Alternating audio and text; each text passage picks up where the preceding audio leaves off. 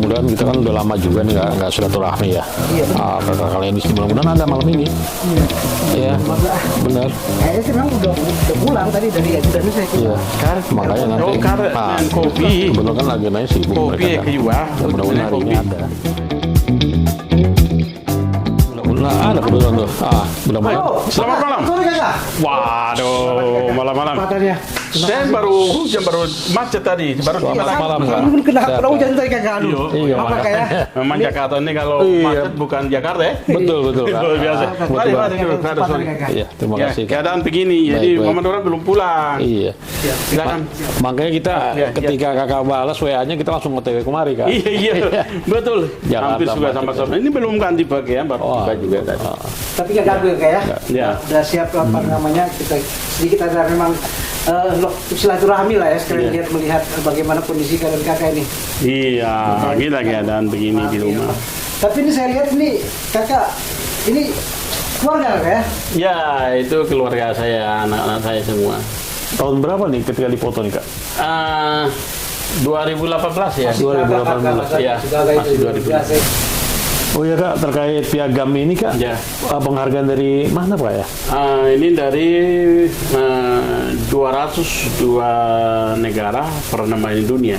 Misalkan saya penghargaan sebagai tokoh perdamaian di Indonesia. Jadi pengakuan dari negara, 200 negara itu 202 negara. terkait perdamaian, Kak ya? Ya. Bisa ceritakan, Kak, awal mula mendapatkan piagam? Memang saya hadapi masalah berat ya, masalah Papua.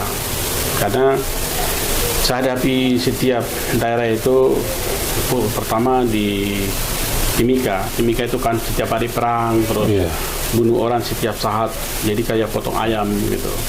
Ketika saya turun di sana, dibilangin saya ini juga anak pengkhianat, anak tertutup, kutuk dan sebagainya. Tetapi saya selalu berdoa dan saya turun lapangan. Ketika saya tiba, itu selalu masyarakat mengerti. Apalagi saya keluarkan kata damai, itu langsung mereka berhenti. Walaupun bunuh-bunuhan, panah lari kiri kanan, tapi ketika saya bicara damai, itu masyarakat harus mendengar. Terus di Puncak Ilaga, itu perang hampir 1 tahun tidak mau damai ya.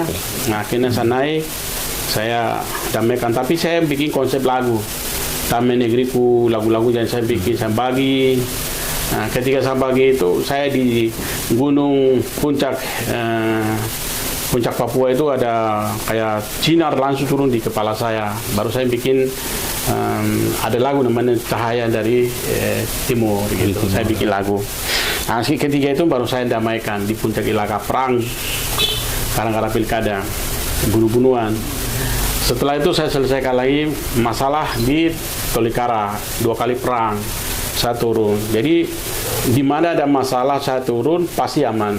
Nah, terus kemarin rasisme, saya dibenci, saya dihina, saya dibilang anak terkutuk, anak kaleng-kaleng, banyak dihina saya. Tetapi saya selalu sampaikan kepada masyarakat saya di tanah Papua sampai Nusantara ini ya, saya selalu sampaikan bahwa kita harus perlu mencari kedamaian dalam diri kita, baru kita terapkan kepada diri seseorang dan negara kita dan tercinta ini. Harus menyebutkan kedamaian. Di situ kedamaian itu pasti ada jalan keluar dan solusi.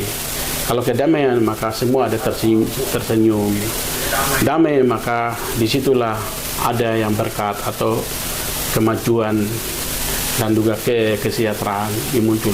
Ketika kita tidak damai, maka di situ ada akan muncul kebencian, kecurigaan, juga terjadi kelaparan dan juga kemiskinan akan muncul. Untuk itu selalu saya cari kedamaian. Baik, tertarik sekali tentang kedamaian ini, Kak, sehingga 202 negara ya memberikan penghargaan kepada kakak dalam mendamaikan sebuah suku di Papua sana ya. Terus dengan kejadian-kejadian itu banyak yang mengilhami kakak sehingga kakak membuat sebuah lagu gitu, Kak. Iya, saya buat lagu, selalu bikin lagu.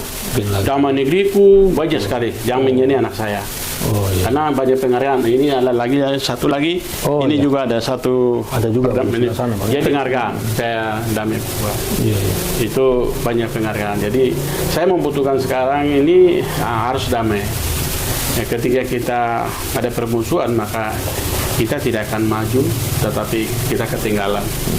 Jadi harus kuncinya damai. Jadi intinya ada beban berat juga di pundak kakak tuh sebagai ketua adat di sana, untuk perdamaian itu perlu kakak imbun ya, seperti itu. Ya. Terus yang sebelah sana gimana kak itu kak? Nah itu salah satu penghargaan juga. Oh, penghargaan sama juga. Saya berikan sertifikat untuk tokoh perdamaian, tokoh damai. Tokoh damai. Ini ya, di sini piagam penghargaan. Oh iya. Cuma di sini tokoh pemersatu, Pakat Indonesia Bersatu sepakat memberikan kepada sebagai tokoh perdamaian, tokoh perdamaian dan pemersatu Indonesia. Jadi saya dikasih penghargaan, piagam penghargaan untuk tokoh pemersatu dan tokoh perdamaian. Menarik sekali. Ya. Yang menandatangani Irjen ya kan? Iya, Irjen, semua Irjen. Oh, ini dengan Pak Jokowi ya? Ya, ini Pak Jokowi sebelum jadi presiden. Oh, sebelum jadi presiden. Iya. Sebelum jadi presiden, waktu wali kota dengan saya. Ingat tentang beberapa hari yang lalu ya, viral di mana-mana media. Ini menerangkan bahwasanya kakak menyanggupi dan memintakan malah kepada negara, yaitu Pak Presiden dalam hal itu saya baca di media, untuk terkait keamanan kedamaian Papua itu diserahkan kepada lembaga adat, iya kan? Salah satu penguatnya atau kondisi hal-hal yang sifatnya bisa kakak kemukakan, kakak berani tampil untuk hal itu, bagaimana kak ini? Cuma kakak kesan. Ya, jadi begini, saya kan punya pengalaman ya, pengalaman perang suku. Nah, ini konsepnya agak beda. Perang suku dengan perang alat negara ini beda. Nah, ini saya cari pola bagaimana caranya perang antara negara dengan alat negara. Ini agak berbeda, jadi saya cari polanya pendekatan itu tidak bisa melakukan pendekatan dengan tradisional, tapi ini kan pendekatan yang sekarang terjadi ini kan alat negara, senjata, baku tembak, baku bunuh dan sebagainya. Cuma satu hal yang saya perhatikan itu masyarakat sipil pun dibunuh. Terus perawat juga dibunuh. Terus rumah sakit juga dibakar ya. Pendeta juga ikut dibunuh ya, terjadi. Terus sekolah-sekolah juga dibakar. Ini saya mengatakan ini aneh. Aneh artinya begini. Apa yang kita mau mengejar ketertinggalan yang tadi, negara memberikan kepada kita orang Papua untuk fasilitas, untuk pendidikan, untuk kesehatan, kebutuhan kita malah dibakar. Dan kios dibakar, perut, toko dibakar buat perut. Nah, disinilah ada hal yang begini pertanyaannya, bagaimana tentang konsep kedekatan itu kakak bangun atau kakak buat kepada masyarakat? Bagaimana itu kakak? Jadi konsep pendekatan yang saya harapkan sekarang ya adalah konsep dalam kekeluargaan.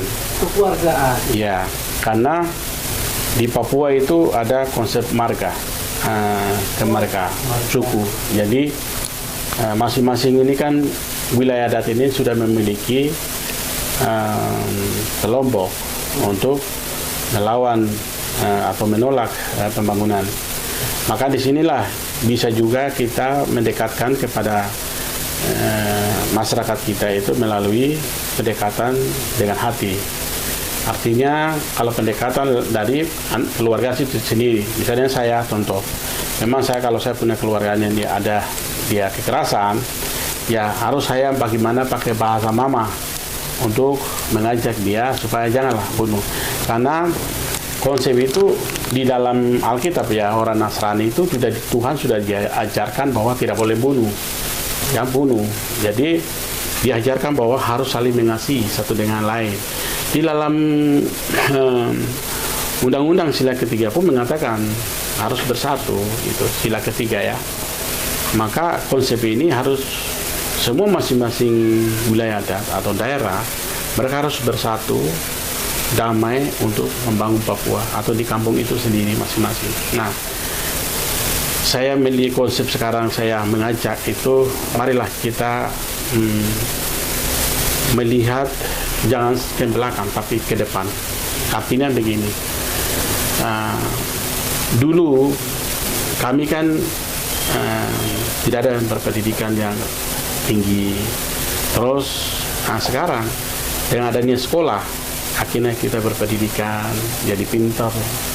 Terus semua kita bisa mengenal di kota-kota. Tadinya kami tidak tahu di kota, tapi ada kita di kota. Tadinya kami jalan kaki berminggu-minggu, berbulan-bulan dalam perjalanan, tetapi sekarang ada jalan darat, ada aspal. Akhirnya satu hari kita bisa sampai.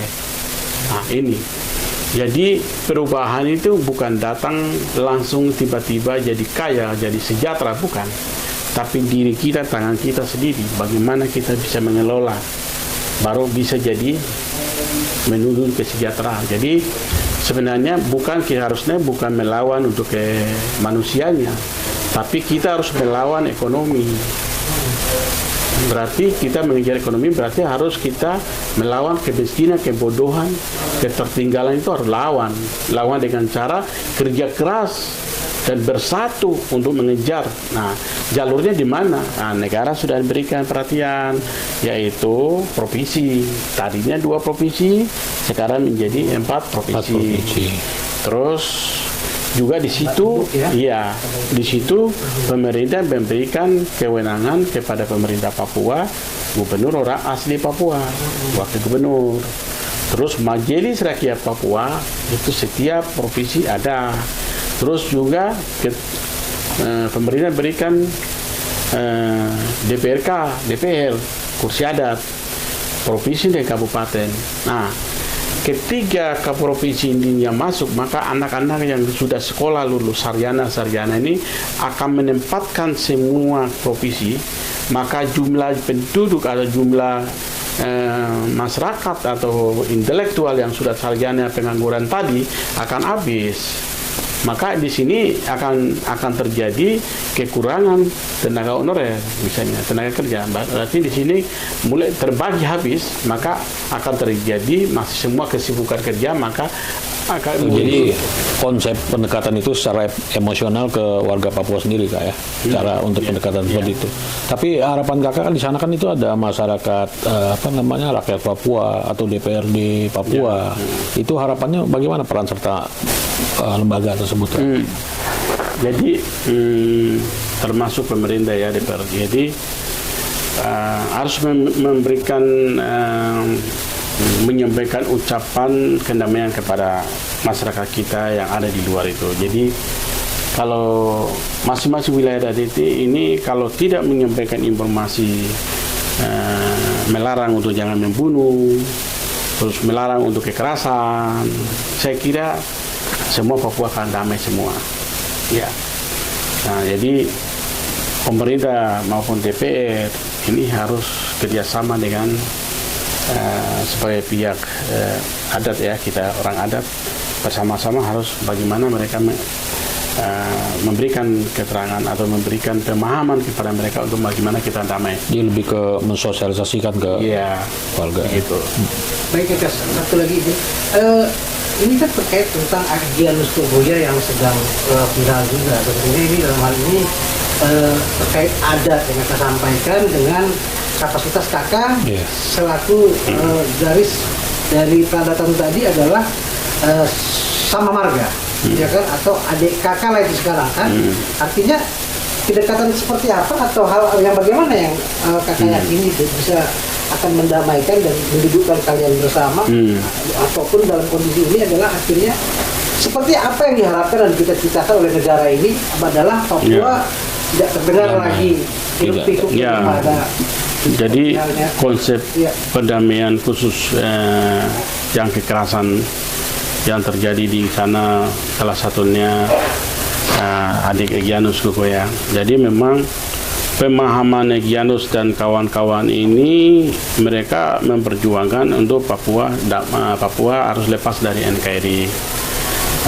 Dengan cara mereka harus kekerasan, mereka harus menolak, macam-macam cara. Kalau saya ini kan memperjuangkan bagaimana kesejahteraan, melawan kemiskinan, melawan kebodohan, melawan itu.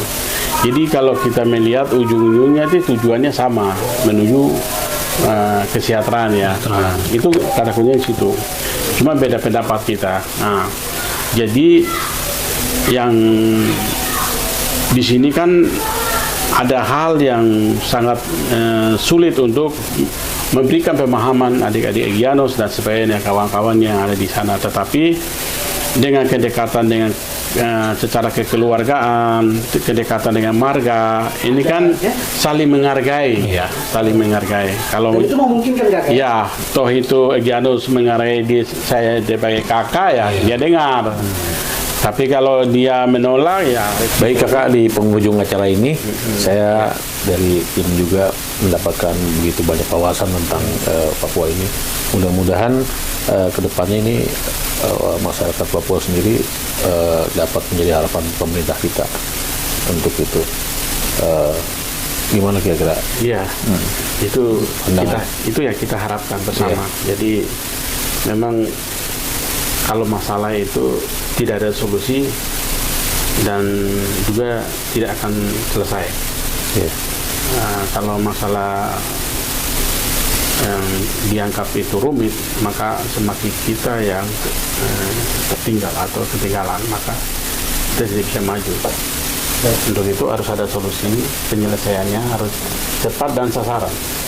Nah, harapan kita sekarang bersama, ya hanya bawa dalam doa aja, supaya kita buat jadi sekarang ini yang beda pendapat dengan saya, ya mereka bisa juga mengerti, menerima. Nah, harapan saya yang mungkin itu, yang salah satunya pihak keamanan maupun pihak OPM sendiri harus saling menghindari hal-hal yang tidak kita inginkan bersama. Jadi stoplah yang pembunuhan, pembantaian terjadi di tanah tercinta di Papua ini, dan baik berhenti dulu. Jadi kita cari solusi yang baik. Jadi jangan pembunuhan lagi. Jadi wilayah-wilayah itu kan basisnya masyarakat, ya. Masyarakat juga rasa ketakutan, tidak ada rasa kedamaian. Nah, itu anggap sama saja sama daerah itu yang jadikan dari daerah merah.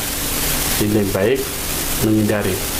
Jadi pihak OPM pun, pihak keamanan pun harus jauh dari masyarakat pemukiman, jangan sampai rasa ketakutan, ya, karena itu yang kita harus menghindari. Harapannya itu. Baik, kita sampai juga di penghujung acara, Pak Haji. Untuk itu terima kasih atas kesempatannya, kakak. Dan kami ucapkan terima kasih banyak. Sebelumnya juga kepada pemirsa. Tiba di ujung pengacara, ada yang ujung acara, kami ucapkan salam hormat kami. Salam hormat kami. Oke. Merdeka.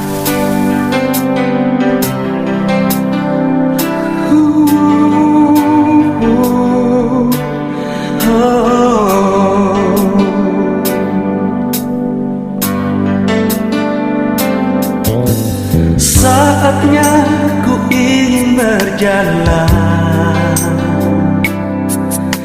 dan saatnya ku ingin untuk perjuangkan apa yang diembangkan di pundakku.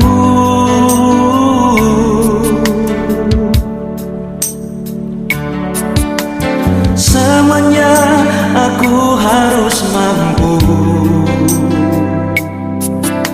dan kuat untuk pertahankannya, karena ku yakin Tuhanlah besertaku.